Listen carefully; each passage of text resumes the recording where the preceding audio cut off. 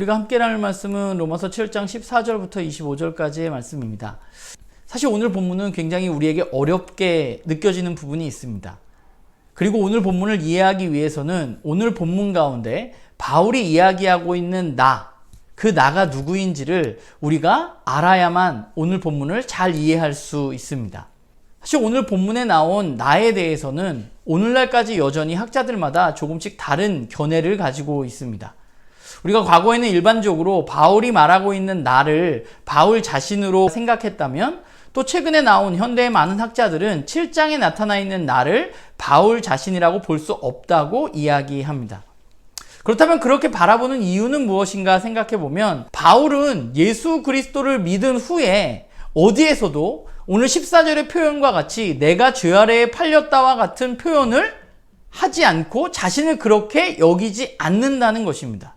바울은 지금까지 그리스도인은 죄로부터 해방된 사람들이라고 이야기했습니다. 죄의 지배로부터 벗어났다고 말했죠. 그런데 그런 그가 나는 죄 아래에 팔려 있다라고 이야기할 수는 없다는 것입니다. 그렇기 때문에 오늘 본문에 나와 있는 나는 사실 바울이라기보다는 당시에 사용했던 수사학의 한 기법으로 나라는 어떤 1인칭 단수를 설정하고 거기에 어떤 캐릭터를 투영해서 말하는 방법을 바울은 지금 사용하고 있는 것이죠. 그렇게 보자면 7장에서 이야기하고 있는 나는 바울 자신이 아니라 여전히 그리스도 밖에 있는 죄의 지배 아래에 있는 일반적인 사람들을 말한다고 보는 것이 훨씬 더 타당한 것 같습니다. 우리가 왜 이 이야기를 해야 되냐 하면, 사실 오늘 본문을 인용해서 많은 그리스도인들이 자신이 죄를 지을 때마다 바울도 그렇게 갈등했는데 어쩔 수 없는 부분이라고 이야기하면서 자신의 죄를 합리화하는 경향을 보이기 때문입니다.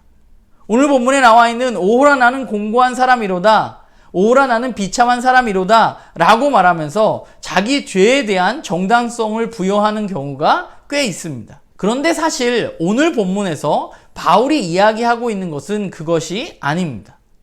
오히려 그런 사람들을 바라보면서 바울은 안타까워하고 있습니다. 그렇다면 오늘 본문에 나와 있는 즉 그리스도 밖에 있는 사람들은 어떠한가? 그 사람들은 여전히 선을 행하려고 해도 도저히 선을 행할 수 없는 사람들인 것이죠. 왜냐하면 마음으로는 무엇이 선인 줄 알고 내가 선을 행해야지 하면서도 죄에게 몸이 팔려 있기 때문에 그들은 악을 행할 수밖에 없는 사람들입니다.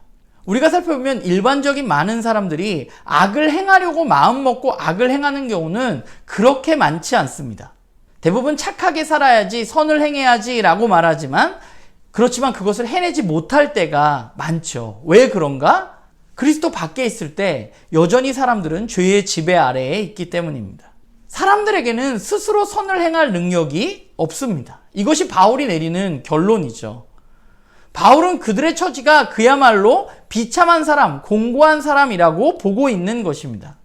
그래서 오늘 본문에 나온 오라 나는 공고한 사람이로다 라는 표현은 그리스도 밖에 있는 사람들이 사실은 써야만 하는 표현이지, 그리스도 안에 있는, 이미 그리스도를 받아들인 믿고 있는 우리가 나는 오라 공고한 사람이로다, 나도 어쩔 수 없이 죄를 지을 수밖에 없어 라고 사용해서는 안 되는 본문이라는 것이죠. 그러면 이제 이 비참함과 공고함에 처해 있는 사람들은 어찌해야 하는가? 바울은 그들을 그 공고함에서, 비참함에서 건져낼 진짜가 나타났다고 말합니다.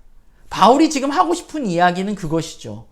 너희들은 할 수 없지만 할 수 있는 일이 일어났다는 것입니다. 우리는 때때로 그리스도인으로서 죄를 짓는 것을 너무 쉽게 생각하는 경향이 있는 것 같아요. 육신이 연약해서 어쩔 수 없는 것처럼 이야기하는 경우가 많이 있습니다. 그러나 그리스도를 믿는 사람들은 어쩔 수 없이 죄를 짓는 사람들은 분명히 아닙니다. 그게 로마서가 우리에게 말해주고 있는 것입니다. 우리는 어쩔 수 없이 죄를 짓는 게 아니라 내가 죄를 짓는 것을 선택한 것 뿐입니다. 저와 여러분은 예수 그리스도를 통해서 의롭다함을 받았습니다. 그리고 죄로부터 해방되었습니다. 그러나 한 가지 생각해야 할 것은 우리의 구원이 완전히 이루어지지 않았기 때문에 우리는 여전히 이미와 아직, 구원이 시작되었지만 아직 완성되어지지 않은 그 사이에 살고 있다는 것을 기억해야만 됩니다. 그렇기 때문에 우리는 믿음으로 하나님의 약속을 받아들이고 우리의 정체성에 걸맞는 행동을 해야만 하는 것이죠. 그렇잖아요. 이 세상에 거저되는 것은 없습니다. 그리스도인으로서의 삶도 마찬가지인 것 같아요. 우리가 선한 열매를 맺고 하나님을 위한 열매를 맺으려면 우리는 애써야만 하고 노력해야만 합니다.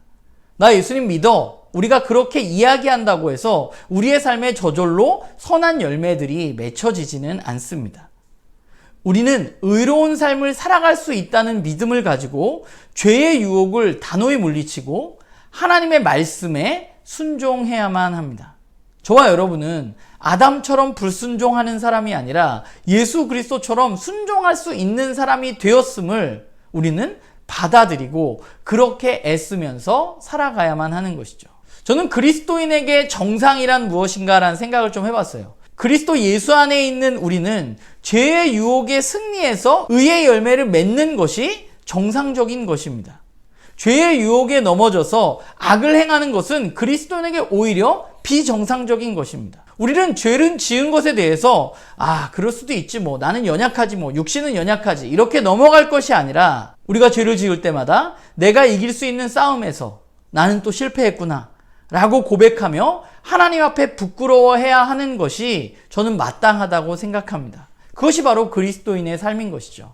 바라기는 저와 여러분이 그리스도 예수 안에서 우리는 죄에 넘어지는 사람들이 아니라 죄 가운데 승리할 수 있다는 사실을 받아들이고 우리가 그렇게 노력하면서 의의 열매를 맺어 나가는 우리 모두가 되기를 간절히 소망합니다.